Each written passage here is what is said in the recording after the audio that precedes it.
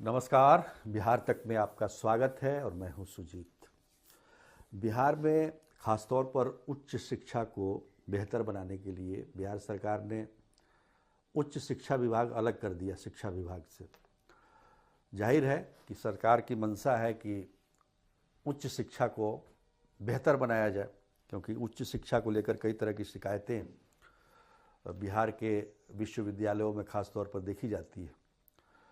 लेकिन उच्च शिक्षा का आधार जो है वो यही हो सकता है कि बेहतर शिक्षक छात्रों को मिले, और बेहतर शिक्षक की तलाश करता है हमारा बिहार राज्य विश्वविद्यालय सेवा आयोग।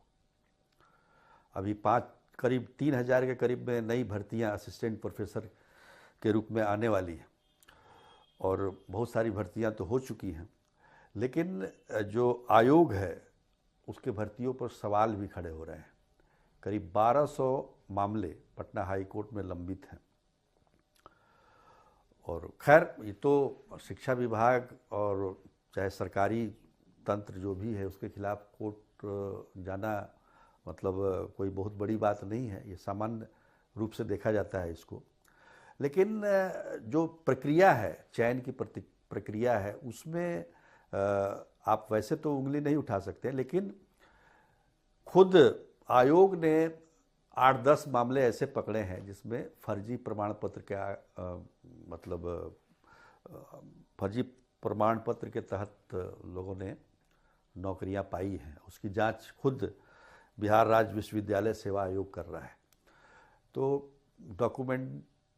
डॉक्यूमेंट की जो जांच होती है, सत्यापन होता है, उसको चयन से पहले करना चाहिए, लेकिन ये बाद में हो रहा है। वैसे ही आप देखेंगे कि नियोजित शिक्षकों के मामले में भी जांच की जा रही है। नियुक्ति के बाद 20 सालों से जांच चल रही है। खैर, लेकिन हम यहाँ पर जो उपस्थित हुए हैं, ये विश्वविद्यालय जो सेवा आयोग है उस पर सीधे तौर पर तो उंगली नहीं उठा सकते, लेकिन कुछ ऐसे उदाहरण हैं जिससे ये पता चलता है कि जो भी योग्य या अनुभवी इस प्रकार से कोई बिहार के विश्वविद्यालयों में पढ़ाना चाहता है तो उसको वो तवज्जो नहीं मिलती है। ऐसे ही एक खबर छपी है जो कि डॉक्टर प्रणव प्रभाकर के बारे में। डॉक्टर प्रणव प्रभाकर अभी तो फिलहाल जो सेंट्रल यूनिवर्सिटी कोहिमा में दी प्रोफेसर हैं और बायोटेक्नोलॉजी के विभागाध्यक्ष भी हैं। लेकिन उन्होंने बिहार में भी पढ़ाने के लिए प्रयास किया था। बिहार राज्य विश्वविद्यालय सेवा आयोग के तहत उन्होंने अपना दावा पेश किया था।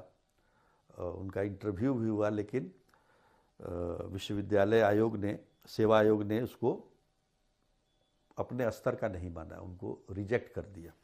अब देखिए, स्टैनफोर्ड यूनिवर्सिटी ने डॉक्टर प्रणव प्रभाकर को विश्व के शीर्ष 2% वैज्ञानिकों की सूची में 2021 से लेकर 2024 तक शामिल किया। उनका मुख्य काम जो है, वो काम उन्होंने किया है डायबिटीज पर, और इसके संबंध में 100 से ज़्यादा रिसर्च पेपर, 8 किताबें और 21 चैप्टर्स उन्होंने प्रकाशित किए हैं। लेकिन हमारे यहाँ बिहार में आप जानते ही हैं, तो बहुत सारे लोगों का ऐसे ही बिना पढ़ाए, बिना कुछ किए असिस्टेंट प्रोफेसर वो बन जाते हैं। नाम पीएचडी किसी और नाम से, मतलब उदाहरण प्रत्यक्ष तौर पर है यहाँ पर। लेकिन जो योग्य है उस पर कोई ध्यान नहीं जाता है। अब बताइए, जिसको जो ये प्रणव प्रभाकर जो पढ़े लिखे हैं, वो आईआईटी मद्रास से उन्होंने बायोटेक्नोलॉजी में पीएचडी किया है, फिर पटना विश्वविद्यालय से एमएससी किया है, ललित नारायण मिश्रा विश्वविद्यालय दरभंगा से बीएससी किया है। उसके बाद उनकी जो पारुल यूनिवर्सिटी गुजरात से रिसर्च कैडर के प्रोफेसर रहे हैं। लेकिन उनकी जो शैक्षणिक उनका जो अनुभव है उसको विश्वविद्यालय सेवा आयोग ने नहीं माना, और तो और स्क्रूटनी में ही इनकी छटाई हो गई। और जब ये लोग कोर्ट गए, पटना हाई कोर्ट, तो कोर्ट के आदेश पर 9 अभ्यर्थियों को विश्वविद्यालय सेवा आयोग ने इंटरव्यू के लिए बुलाया और एक ही साथ बुलाया। और ऐसे मतलब कल इंटरव्यू और आज जानकारी दी गई, जैसे तैसे पहुंचने के बाद भी जिस प्रकार से इंटरव्यू लिया गया, पहले से ही तय था कि इनको नहीं लेना है। तो इस तरीके से शिक्षा व्यवस्था, खासतौर पर उच्च शिक्षा में सुधार कैसे किया जा सकता है, ये देखना महत्वपूर्ण होगा। क्योंकि जब तक आप मतलब शिक्षक, योग्य शिक्षक अगर आप नहीं तलाशते हैं, तो इसका मतलब आप बच्चों के भविष्य के साथ खिलवाड़ कर रहे हैं। जैसा नियोजित शिक्षक के बहाली के समय मुखिया और नगर निकाय और पंचायत स्तर के जो प्रतिनिधियों ने किया था, उसी प्रकार आप भी कर रहे हैं। तो कम से कम छात्रों के भविष्य का ध्यान रखते हुए योग्य जो भी हैं, अब जो इतने पढ़े लिखे लोग हैं, व्यक्ति हैं, और बिहार में आकर वो पढ़ाना चाहते हैं। आप देखिए, आप बिहार राज्य विश्वविद्यालय सेवा आयोग ने उनको नौकरी नहीं, असिस्टेंट प्रोफेसर के लायक भी नहीं समझा, लेकिन केंद्रीय विश्वविद्यालय नागालैंड में उनको प्रोफेसर की नौकरी मिल गई। तो अपने लोगों की प्रतिभा को भी देखने की ज़रूरत है, उसको उसके सम्मान करने की ज़रूरत है।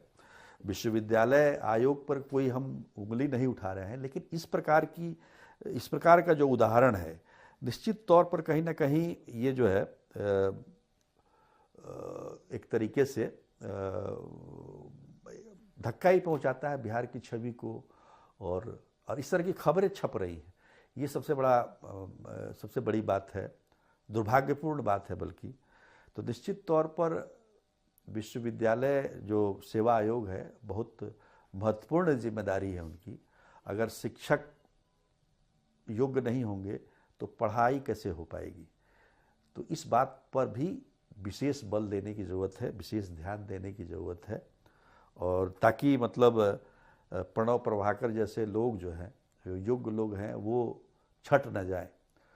तो इतना सब कुछ होने के बाद भी अगर उच्च शिक्षा में अगर बेहतरी नहीं हो पाएगी, तो फिर अलग विभाग करने का क्या मतलब है? तो खैर, आज के लिए इतना ही। तब तक के लिए नमस्कार।